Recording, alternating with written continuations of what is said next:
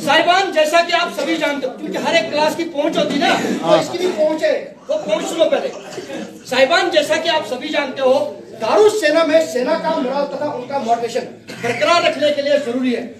इसीलिए दारुस समय समय पर सेना में पेमेंट तथा फ्री इश्यू होती है। जरूरी है कि हर एक पीने वाला इसको पचाने की क्षमता रखता हो। यह तभी संभव है जब एक पीने वाले ने समय समय पर एम्प्टी गैरेज तथा कैमोफ्लेज कंसीलमेंट एरिया का इस्तेमाल करते हुए इसका भरपूर प्रयोग किया हो। लिहाजा इन सब बातों को मद्देनजर रखते हुए सुने सबक का उद्देश्य 750 ml मैकडॉल बोतल की चाप होने वाली रोके तथा वाटर गार्ड से बचने का तरीका सिखाना है। 750 ml मैकडॉल बोतल की चाप होने वाली रोके तथा वाटर गार्ड से बचने का तरीका सिखाना है। सबक को पूरा करने के लिए सवाल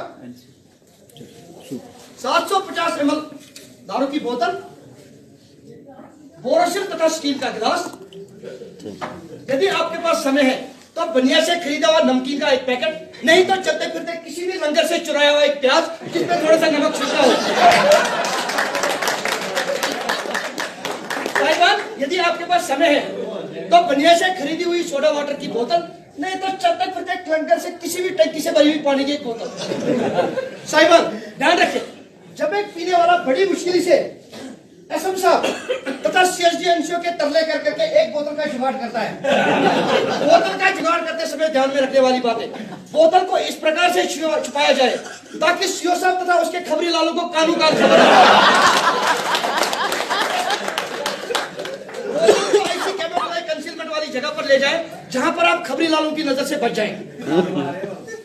बोतल को इस प्रकार से बाएं हाथ पे चारों उंगलियां बाहर से अंदर की ओर और अंगूठा अंदर से बाहर की ओर ग्रिप किया हुआ, दाएं हाथ की हथेली की मदद से बोतल के बॉटम सरफेस पे टपकी वाले देखे इस प्रकार से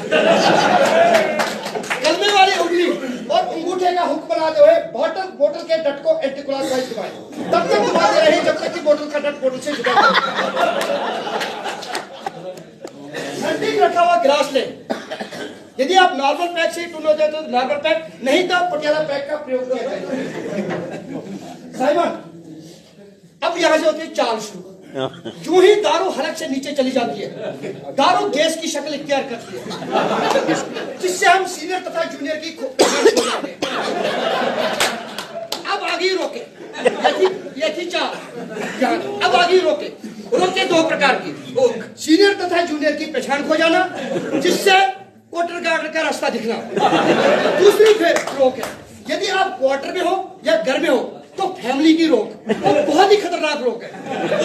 अब इन दोनों रोकों के लिए यदि आप टून हो जाते हो तो जैसे इस टाइम पर है तो सीधे अपने बिस्तर का रुख करें, गड्डी को 11 नंबर गैरेज में लगाकर चुपचाप सो जाए।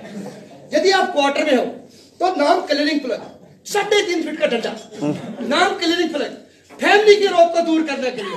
लेकिन आज के जमाने में ऐसा भी नहीं करना, नहीं तो सीधा एफआईआर लॉन्च हो जाएगा।